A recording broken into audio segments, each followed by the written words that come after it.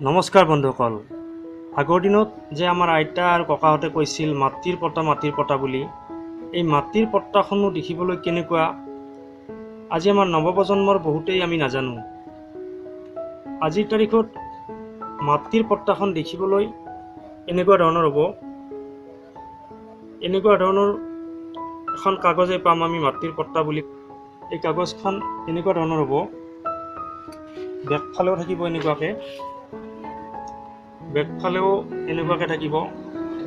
গতিকে এইখনকে আজিৰ তাৰিখত মাটিৰ পট্টা বুলি কয়। ইয়াতে এইবিলাকত কিবা কিবি ফিল আপ কৰা থাকিব।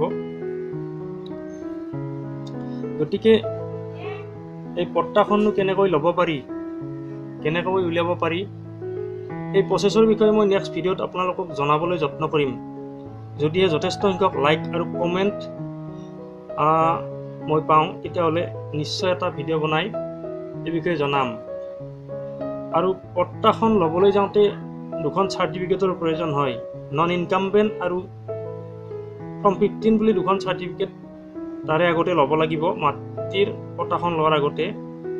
গতিকে সেই চাৰ্টিফিকেট দুখনো কেনেকৈ লয় সেই বিষয়ে মই ভিডিঅ'টোত নিশ্চয় জনাই দিম।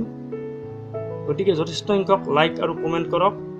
লাইক আৰু কমেণ্ট বেছিকৈ পালে নিশ্চয় এটা ভিডিঅ' বনাবলৈ যত্ন কৰিম।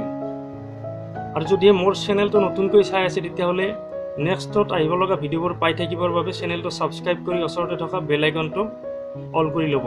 আজিলৈ এৰিছোঁ, ধন্যবাদ।